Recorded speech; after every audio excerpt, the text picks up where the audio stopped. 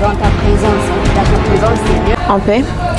Voilà, shalom peuple des dieux de partout où vous nous trouvez en ce moment. En tout cas, je suis très heureuse de me retrouver encore au milieu de vous en ce jour dans votre énième émission dénommée Dans ta présence Seigneur. Cette émission qui vous bénit du jour au jour. Alors aujourd'hui, je ne suis pas seule. Je vais recevoir pour vous un homme des dieux, le docteur Polycarpe Mata, le responsable de l'église biblique de la vie victorieuse. Avec lui, aujourd'hui, nous allons parler d'un très bon sujet.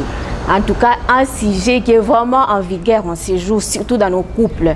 Le sujet parlera du divorce. Bon. En tout cas, avant d'entrer dans notre vif du sujet aujourd'hui, je vais d'abord saluer le pasteur et qui nous fasse entrer dans une minute de prière. Bonjour, pasteur. Bonjour, bonne Laetitia. Pasteur, vous allez bien? Oui, pour la grâce. Ok, pasteur, quelle est la bonne nouvelle pour le peuple de Dieu, Lélo? Bon, la bonne nouvelle est que Jésus revient bientôt. Jésus revient bientôt et Seigneur Bananzambe va se préparer. Bamilengele pour arriver ce matin parce que beaucoup de chrétiens ont commis trop matérialistes. Ils ont aspect céleste parce qu'il est écrit dans Colossiens. Si nous sommes restés avec Christ, cherchez d'abord les choses d'en haut. Donc c'est que nous sommes appelés d'abord, il y a le vertu céleste, au lieu de vertu terrestre. Pour dire que le vertu terrestre, c'est ça ma bêtise. Mais ce qui est prioritaire, d'abord, c'est céleste. C'est ça la bonne nouvelle. Vraiment. Amen. Alors, pasteur, avant que nous puissions parler d'un sujet, au sujet Pierre Makasi, avant de côté na kati na yango, je me rappelle que beaucoup de personnes à moi prière muki. Père, te bénir comme on a eu. Merci pour la faveur au salut biso na ton na elo. Si que te le commaison n'est pas pour la vie. Oyo pesa biso kat na Yesu Masia. Ton email tes sacrifices oya salaire on ne peut pas accès dans royaume na yo étiquette moi to passer ça la béni banero nyo surtout balanda biso na Mokolo TV base à la béni à travers cette émission pour la gloire de ton fils Jésus. Amen. Amen. Voilà, nous entrons maintenant dans notre vif du sujet. Pasteur, nous toujours le bela divorce.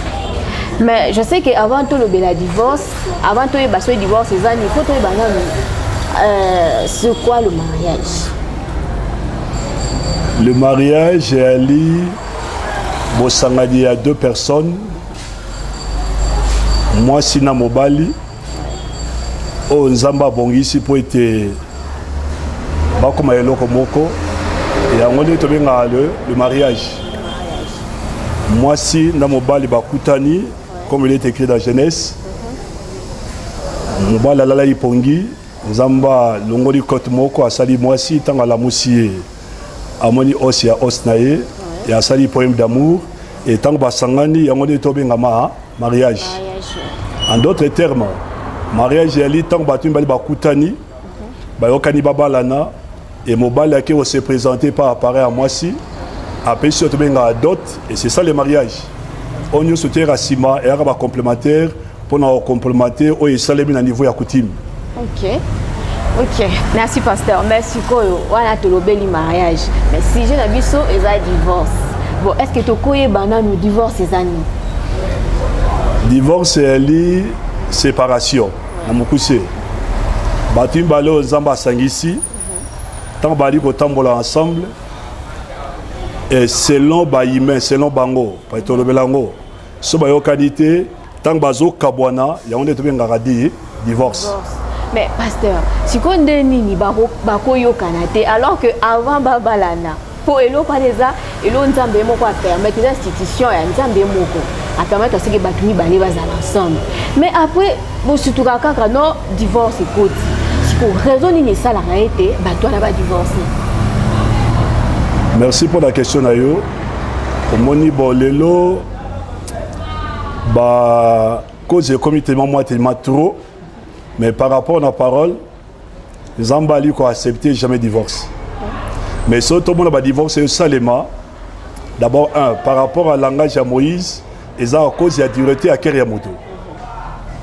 Parce que pour l'ensemble, ceux déjà sont ici deux personnes, lui le bin à Mathieu, Moutaro à Kabolabango à Zate. même les bien ou les mal, parce que ce sont des chrétiens. Avoir balana, mais qu'il faut réfléchir ensemble, les bien, les mal, et ni s'engager. Et comment s'engager? D'ailleurs, ce matin à lobby, ceux qui avant de réfléchir, il y a encore qui s'attendent, mais bon, ça va dépendre de ça. Donc, c'est que pour un mariage, il faut avant de réfléchir, mariage est nini, ma responsabilité et ma sacrifice Seigneur est dans ça. Et ceux qui ont réfléchi très bien, Monique a coquille, ils ont s'engager. Et ceux qui ont s'engager, comme nous sommes des êtres humains, tu as un sujet à faiblesse, incompréhension comme autant quelque part, mais selon la parole, jamais qu'on ait mené divorce. Mais à cause de le cœur de l'homme, à partir à le péché, et l'homme maintenant accepté, à se séparer, c'est par là que tout le monde a divorce. Ok. Mais parce que si on a quelque part dans la loi de Moïse, apparemment il n'y a pas de permettre en haut. Quoi, le bas qui soit qui au monique, au bali moisi. Bon, au bali bos ensemble, au monique et l'eau mort. Oh, yo mutaza nango ils se peut sauter ou soit bon bizalé naïe, je ne sais pas quoi ils se peut sauter. Donc tu es permis, l'homme est permis de faire une lettre pour répudier sa femme. Oui, ça dans Deutéronome 24, 1 à 4. Moïse a permis à Ango. Mais si vous avez dans Matthieu 19, 3 à 12, yes, Matthieu a fait ses réponses à Moïse. Moïse a permis qu'il y ait une cause, il y a dureté à cœur de l'homme. Et comme Moutessé Baby Samaki, et maintenant Moïse a permis que non, ceux qui m'ont la monnaie m'ont été, alors c'est séparé, moi c'est un soutien, moi ma faiblesse est Nakati, parce que ma qualité, c'est séparé na bango, mais par rapport à Malobaye Sumasia, parce que Christ dans un modèle Nabiso. Alors au commencement c'était pas ainsi, au contraire, au commencement c'est les jeunesses, et la jeunesse Malobi, Zam mende à Sangisaki bango, et puis la même matière on est Sumasia Lobi. Et loko nzamba sangisi mutako kabolongo azate. Alors maintenant comme motema mutese baby sama. Motema mute comment olinga ebi malibanda volonté ensemble. Et c'est par là que l'homme a accepté sa divorce. Et n'a plein ensemble divorce et a comme preuve na Malachi nzamba li ko haïr divorce. Vraiment. Nzamba za ko haïr divorce pasteur. Mais si vous to mona mikolo yo. Dans la bakouche nyoso la société, il y a des divorces, voire même au milieu de vous, les hommes de Dieu, il y a des hommes de Dieu qui divorcent. Maintenant, en tant qu'homme de Dieu, bango bat ba yebi Bible, ko le kabao misusu na ba bazo sala ngo pasteur. Suko yo ko yebisa bango nini? Tonga to yebisa ba na Nzambe que ba pasteur baza panneau indicateur te à 100% à vie chrétienne. Apôtre Paul a clair à lobby, soyez mes imitateurs comme on a li imitateur à Christ. Et ceux qui passent à Zoko imiter ce massi, ils imiter. Mais ceux qui passent à Bimi, ils bandent à plein ensemble. Qui jamais imiter. La question posée au bino, il y a même des hommes de Dieu. Mais ceux qui passent à divorcer, passer à Zah pendant indicateur, ceux qui divorcer, ils sont dans la Bible. La Bible est claire. Les ambassades quoi divorce et ce massi habite sauf en cas d'infidélité. Au contraire, un pasteur qui se respecte pour protéger le ministère naïe. Ils ont deux paramètres. Soit ceux qui moi c'est aller infidèle à quoi chasser parce qu'il y a malvoyé ce massi à lobby. Mais de l'autre côté, il faut enseigner à notion à pardon. Et ceux qui ont accepté qu'on pardonne, mais à l'imbisaïe, pourquoi Benganaï? Pourquoi Benganaï? Parce que c'est l'homme à commettre des bêtises, de qui m'a gardé secret, qu'on pensera sangoté bombangaï. Mais pourquoi ceux comme n'a qu'à moi si il faut dire maintenant bison na miso batou pour mon aboussou ba moi si non c'est que infidélité à mon bal les a un peu permis non mais eza makasi des grands problèmes ba mon nidité à moi si ba mon pénidité au bal makasi a placé mais pour ma non infidélité à mon bal les a normal que à moi si c'est pourquoi ce donc moi sinon à ça nini bon à commettre moi infidélité moi on dit maté on lingaté on le non et pas c'est ça normal problème est bon tu accepter en mais si comme biso toi dit ba na Nzambe ton marché pas selon le principe établi sur la terre ton marché selon le principe établi au ciel parce que Christ a lobby que la volonté du Seigneur soit faite sur la terre comme au ciel. Maintenant c'est besoin de parler sur le pardon. En tout cas. Alors pourquoi on limite ça? Bon, pasteur. N'a obligé bangoté, mais n'a posé la question de pourquoi on limite ça?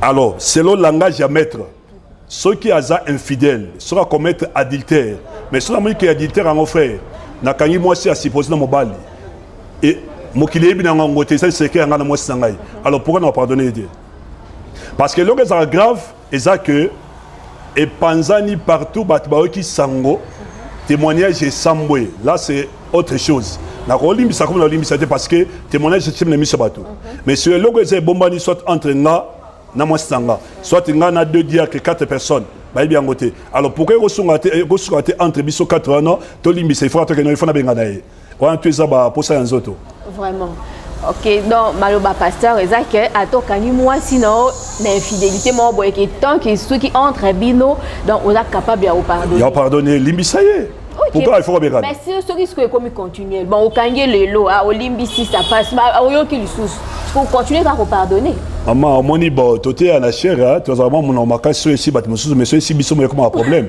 yesu masi habito pardonner combien de fois toi la Bible papa yesu masi habito pardonner combien de fois abi 70 fois 7 et là pour dire que donc ata muta commettre bêtise na ndenge nini tozaka obligé yako ya olimbisa comme biso moko tant ça ma beso la présence à limbisa combien de fois à olimbisa alors pourquoi pas moi ça va commettre 2 fois 3 fois 4 fois pour na limbisa idée et na bien au bien ce qui est commun à niveau salir témoignage au batnios to baebi que l'homme est incapable à mon nom ata son a pardonné mais dans une capacité à niveau mental il y a robot ça na ngoté vaut mieux enseigner ni na se séparer na là c'est autre chose mais elo que ça na ngoya ya nkuku batimi ba ibi ngoté yoni mo balo ngobi sana miso batu posa ma force obengana passer dans l'église déjà au comme na serment lula kana nzela comme na mutu lula ka on go sur moi support comme ma bien moi ça leur profiter en tout cas oh et comme makasi pasteur bon pasteur tant lobela divorce pasteur sikoyo naye nakangi mwasi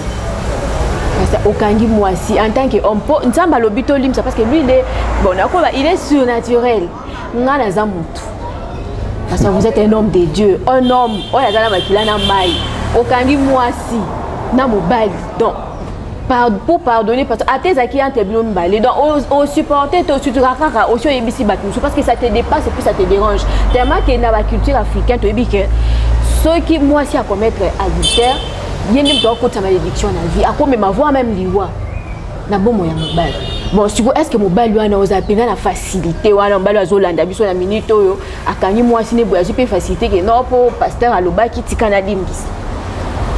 Merci Laetitia na ko lo aboye na makoma nzambe na bandi ko servir nzambe na micro na 1987. Donc c'est au cours déjà 33 ans, tu as moins d'expérience et puis tu as une révélation par un ensemble. Et dans moins d'expérience, tu as un couple auto-aidé tissation bali vivant dans le sens que mon bal a voyagé avec Mbujimai, a tiré moi c'est puis Moluba. Et moi c'est à commettre adultère, ma famille ba kangié. Ah moi c'est dans la mission qui permet na biso, ma famille ba kangié. Mon bal tanga ba pesi rapport, ba ibsi ya Chibao. Soko c'est erreur au Kufa. Mon bal ya ko ibsanga na pesi ka Denzela. Ceux qui ont la capacité à limbisa, ceux qui ont la capacité à limbisa, on a preuve que c'est solo.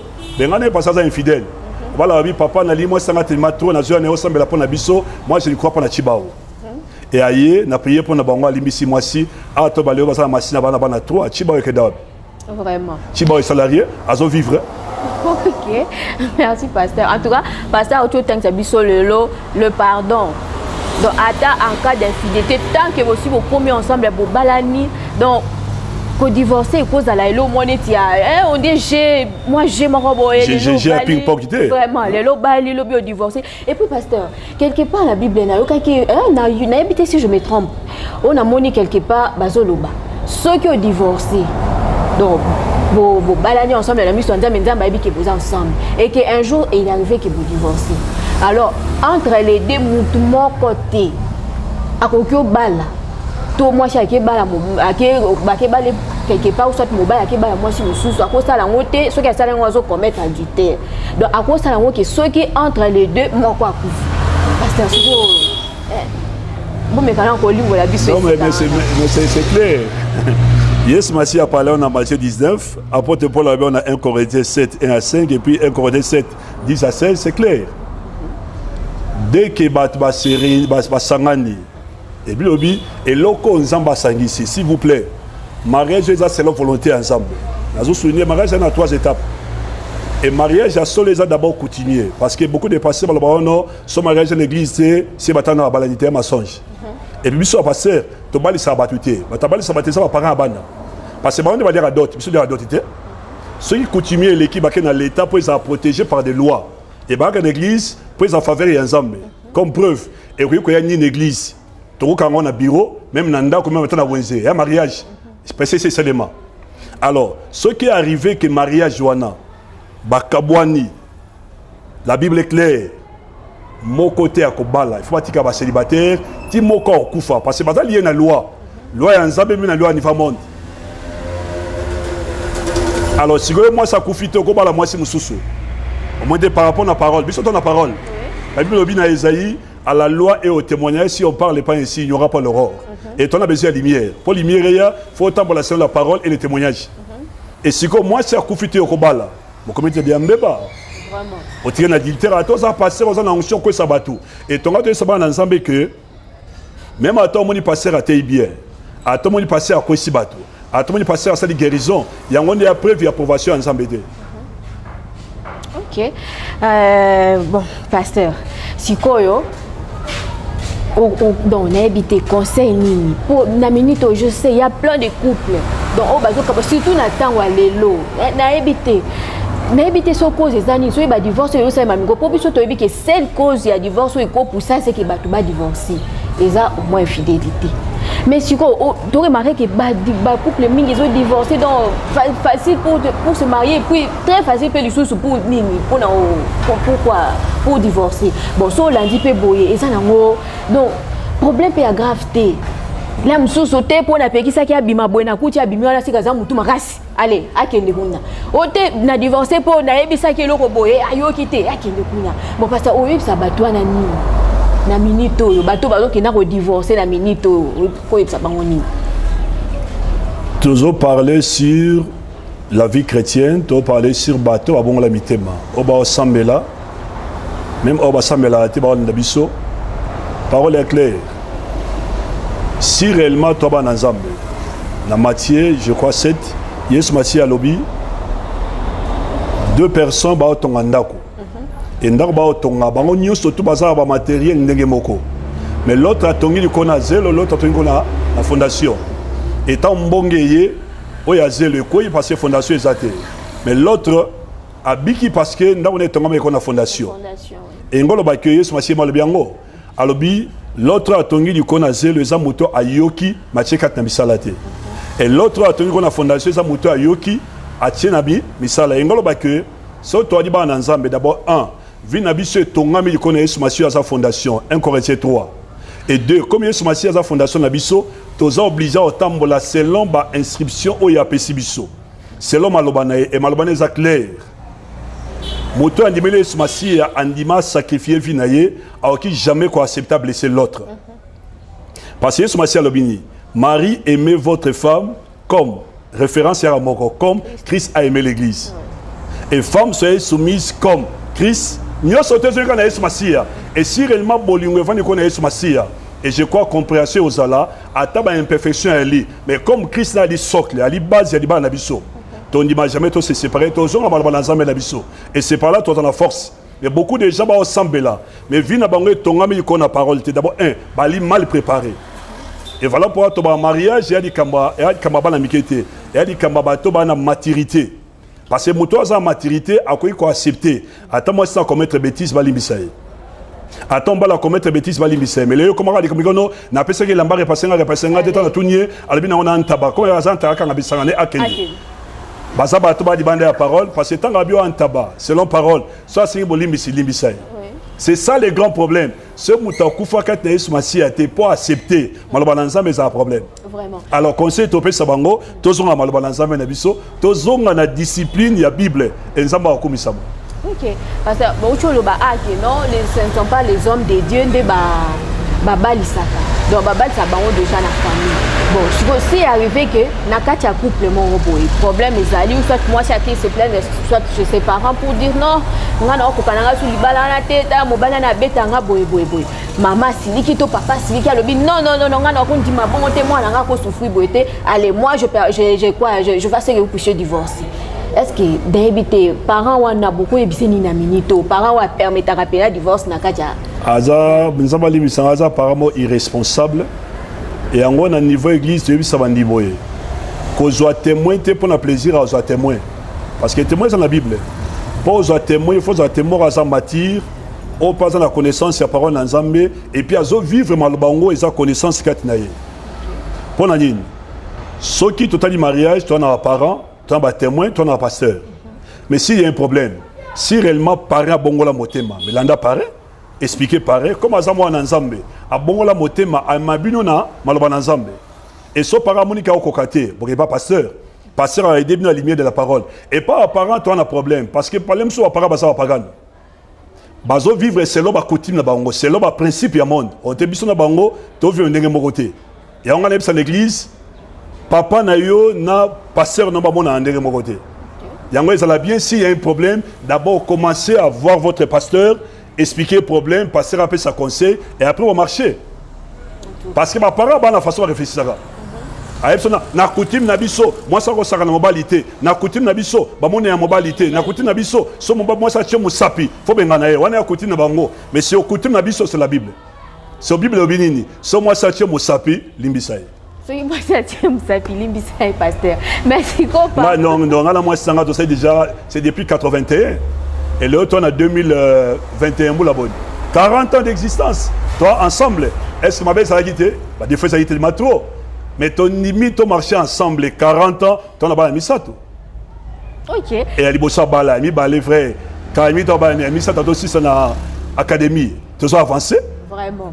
C'est que pasteur bon bébé zala c'est que je peux dire qu'en tant qu'homme de Dieu peut un morceau yindi na kati wana donc bobé tu peux bobé wana bo non mais un morceau yindi toi na maloba na nzambe maman toi ça quand sincère toi parfait na marche na biso mais niveau position toi parfait ce qui est arrivé que to kamata biso bi balé na ko bisa moi ekara langage na mutu et son à reconnaître que na salle erreur mais pendant c'est bolim ici et toi avancer ensemble c'est à reconnaître assez bolim toi marcher ensemble et tout ça toi ça la pour intérêt ensemble. Comment l'ensemble finit sa matin? C'est clair.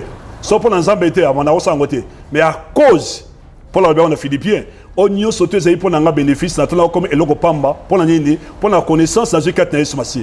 Ok. En tout cas, pasteur, tu as commis déjà dans ce émission à Bisso. Donc, l'autre retenir le que il semble permettre un divorce. Nzamba ali d'accord avec le divorce, malachia clair. Ok, malgré ma baignance, vie, donc il faut pardonner. Il faut pardonner. Ok, en tout cas, na bandi que to pas mola mi le lot pasteur mais la vie que pardonner on est facilité pour ceux qui en ont.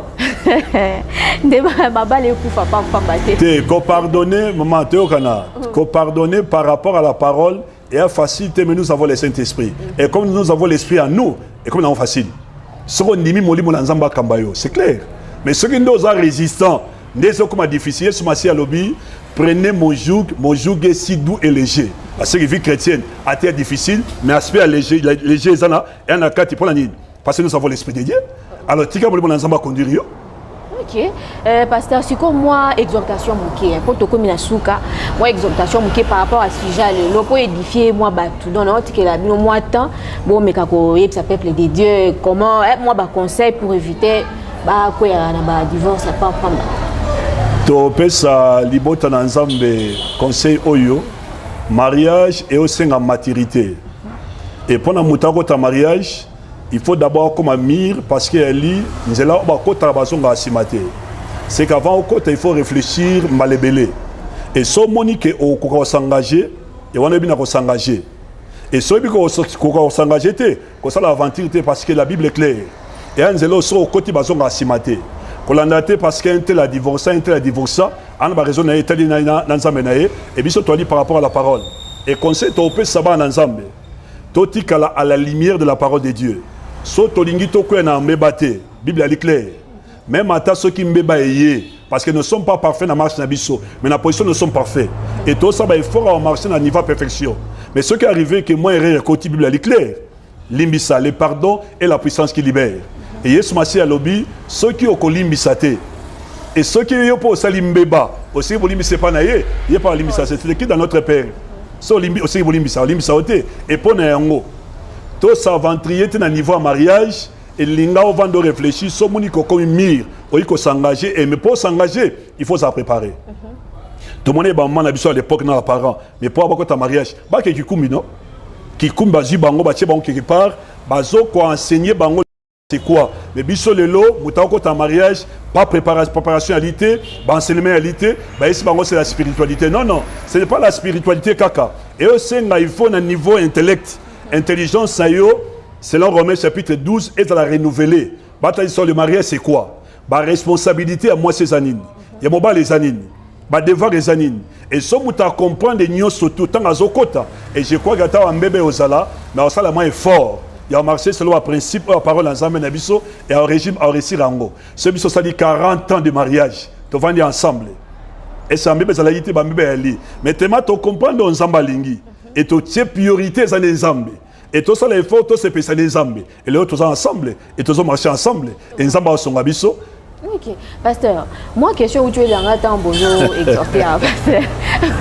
Bon, on est au niveau du mariage, teni à divorce, mais qui t'a siko na fiançailles. Pasteur, besoin de baquer pour mutu à parvenir à comment l'étape où on a ya kubala. Il faut à la mine. Donc il faut à la préparer. Bon, si vous tout le monde a déjà avant étape où on a étape où on a fiançailles à la cana. Or étape où on a absolument surtout et bien que non, les étapes où donc, et puis ça mi pour batumi balé au bazo linga bazala un jour ensemble demain ba kokagoye ba na pas comportement dans façon ya vivre ya mutu na mutu. Mais si ko non remarqué que mingi pe mingi ba vivre na hypocrisie na période douana. Pour la période douana tellement que netinga bona ça moi si tenga il faut ka na bala. Bon na période douana ozo domi ça mutu mo malamu sain donc plus que même sain quoi. Mais ce que tant au côté wana alors ba ndo bisa siko manzaka. Même sous pasteur, on a payé cause à divorce. Il y a bien il y a fiançailles, 8 ans on va ensemble. 8 ans il y a des fois tant moi ça bombaki. Mais sont déjà on s'engager puis beaucoup de mariage mais c'est fini. Voilà pourquoi même à niveau fiancé comme ça la blague pas de sentiments et on est ce coup de foudre, ce coup de foudre à Bolingo ça raté papa. Vanda au réfléchir t'as la moi si très bien. Et on a ça toujours gêne. C'est bien toi batou. Toi na ba ndenge tolinga ba service bazala tu mbali bazala. Et bien obi tozo kamata ba désir na to présentant la présence ensemble. Mais comme toi dit ba ensemble il faut totika maintenant volonté ensemble de salema. Nzambe na volonté na ko ndima pe sayo mobali moi ça aveugle. Et appelé ensemble. Mais yo na plan de linga aveugle. Au selon Ecclésiaste, son nzamba pe aveugle c'est qu'à pe leur bien parce que nzamba pe leur embêté. Et c'est par là aussi il y a un problème. Tant on y va en fiançailles, totika totambola selon le principe Yanzambe Nabiso, vérifiez moi ça très bien, vérifiez mon bali très bien, et n'aimez que bablo monsieur mikem que ça a caché. Et surtout quand mariage, n'a qu'à découvrir yango papa, c'est fini, accepter ou pardonner. Yango dans mariage baba église mingi bon, ils appellent mawa, fiançailles balandela rangote ba kipangote ba tia mande balingi, et yango biso na principe Nabiso. Tobenga yango biso église on a 3 principes. Il y a des bosso, tu bien en proposition, tu bien en triangle. Frère, amoni, sœur, MC pasteur, sœur, Nabura pasteur, tous les ensemble, et ça comme top secret. Moi, il va m'azater. Tous à moi, temps de prière, moi, temps de réflexion, mon balance à banquette naïe, à réfléchir, et qu'on soit 3 ans, 2 ans, 4 ans, et au départ, on a besoin d'avancer. Et ce nous balance pas dans la papa, entouragé des éléments, fiona za moi si avinanga, c'est fini. Comme bien ça moi si avinanga, moi, à prononcer dans le ronaï. Tu es ici, mon bali, qui n'est pas la famille à moi si, à se présenter, fiançailles et bandi. Et dans ma fiançailles, c'est qu'à j'ai attendre un moment de proposition à réfléchir si moi si. Et dans le moment de fiançailles, à ce moment battant, une année, 6 mois, 2 ans, a été dit encore très bien. Et ça, mon dit ok, à se prononcer, on m'a toqué dans le mariage. En tout cas. Ok, en tout cas, d'autres choses à notion, moi, ma casse, pour éviter le divorce, il faut user du pardon. Il faut que pardonner pour nous à pardonner à Kabiso. En tout cas, comprenez que c'est la fin de notre mission. Avant de clôturer, je me rappelle que le pasteur puisse prier, faire une petite prière de clôture et après dédicacer les gens s'il y en a et puis donner l'adresse de l'église et les programmes. Merci Sambela. Père, te bénir comme on a eu. Merci pour notre temps malama au PC Bisso.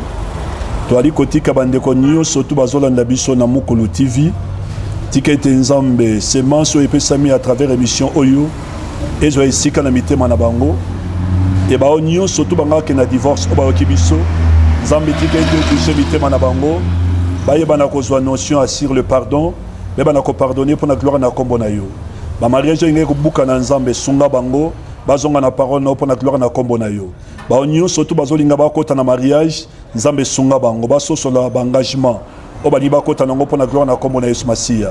Père, bénir Baonio, surtout Balandi Bisso, bénir Mokolo TV qui est Dibosso, bénir Serna Bisso, Laetitia, bénir caméraman, et ticket d'union sauter le Salema. Et ça la pour la gloire na kombo na yo, na kombo na Yesu Masia. Amen. Amen. Donc, on a sera en beauté na Oaza Mwastanga, 40 ans d'expérience, et Mampulu Lundonga, et Oaza Nandaku. Donc, on peut ça.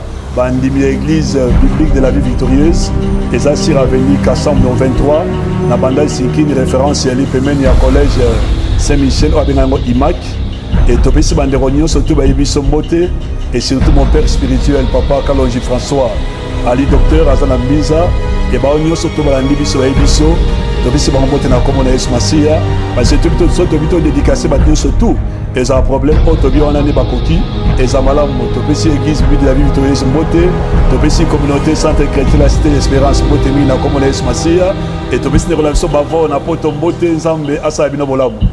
Amen. Merci beaucoup, pasteur. Voilà, c'est la fin de notre émission, hein, mais j'aimerais vous rappeler, hein, abonnez-vous massivement sur Mukulu TV pour ne pas manquer ces genres de bénédictions. Wow, en tout cas, aujourd'hui, nous avons été bénis par la présence du docteur Polycarpe Mata. Pasteur, vraiment, merci beaucoup pour votre présence. Et je remercie mon chef, mon boss, Papa Bavon, de là où il est. Je le remercie et je le salue. Je salue tout le monde, tous les fidèles de Mukulu TV. Je salue ma famille, je salue Papa Héritier Tamboué, je salue Maman Véro. Bon, je salue tout le monde en tout cas. À la prochaine.